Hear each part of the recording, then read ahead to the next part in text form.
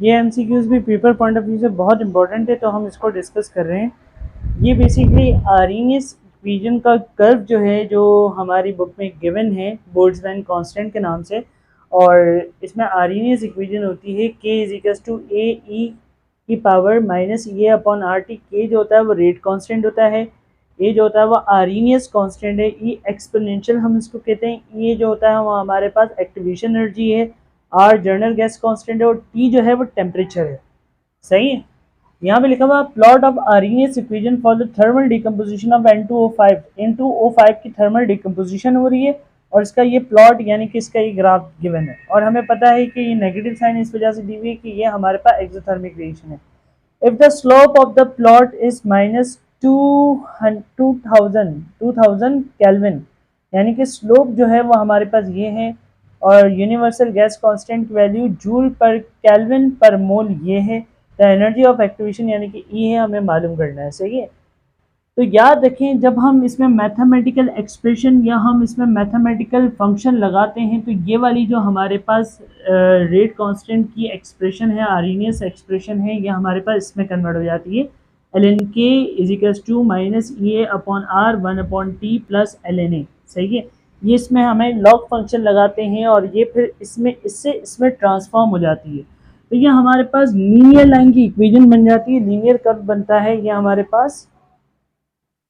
तो ये linear curve बन जाता है हमारे पास। सही। लीनियर कर्व क्या होता है कि ये हमारे पास एक स्ट्रेट लाइन की इक्वेशन बन गई, तो हम इसको स्ट्रेट लाइन की इक्वेशन से कंपेयर कर लेते हैं, और स्ट्रेट लाइन की इक्वेशन होती है y is equal to M X plus B, और कहीं पे c भी लिखा जाता है। y क्या है, y हमारे पास होता है y इंटरसेप्ट होता है, m जो है वो स्लोप है, x क्या है, x इंटरसेप्ट है, y एक्सिस है, x एक्सिस है, m स्लोप ऑफ लाइन है, और b क्या है, इंटरसेप्ट है। सही है। तो हमें बेसिकली स्लोप से काम है, स्लोप की वैल्यू गिवन है और जनरल गैस कांस्टेंट की वैल्यू गिवन है। सही है। यानी कि m बराबर हो गया मेरे पास माइनस ए अपॉन आर की। सही है। तो मैंने यहाँ पे लिख दिया m is equal to minus A upon R, मगर इसके साथ एक कन्वर्जन फैक्टर लगाया 2.303। तो याद रखें, अगर हम किसी भी लॉग फंक्शन को ln फंक्शन में कन्वर्ट कर रहे हैं, यानी कि log जो होता है वो हमारे पास लॉगरिथमिक जो हमारे पास नॉर्मल लॉग होता है, याद रखें कि इसकी बेस होती है 10, और ln जो होता है वो नेचुरल लॉगरिथम इसको कहते हैं, इसकी बेस होती है एक्सपोनेंशियल।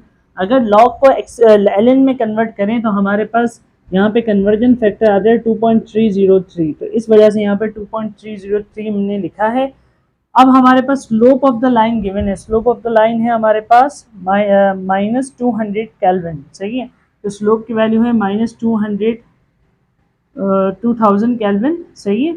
और मल्टीप्लाई कर देते हैं, ये माइनस, ये भी माइनस है, माइनस ये अपॉन 2.303, आर की वैल्यू वैसी भी 1 है। सही है। ये माइनस माइनस से कैंसिल हो जाएगा, जब ये वहाँ पे जाकर मल्टीप्लाई होगा तो 2000 मल्टीप्लाई बाय 2.303, तो आंसर हमारे पास आ रहा होगा जूल में। तो हम इसको डिवाइड भी कर लेते हैं 1000 से, तो ये किलो जूल में कन्वर्ट हो जाएगा। ये कैंसिल हो गया है। कैंसिल होने के बाद जब हम इसको मल्टीप्लाई कर देंगे तो हमारे पास एक्टिवेशन एनर्जी आ जाएगी इस रिएक्शन की, जो होगी हमारे पास 4.6 किलो जूल पर मोल। ये हमारे पास एक्टिवेशन एनर्जी होगी। सो आप इसको कॉपी करें और इसको एग्जामिनेशन पॉइंट ऑफ व्यू से याद कर लें ये एक्सप्रेशन, तो ये आपका 1 नंबर का MCQ सॉल्व हो जाएगा। Thank you for watching this video.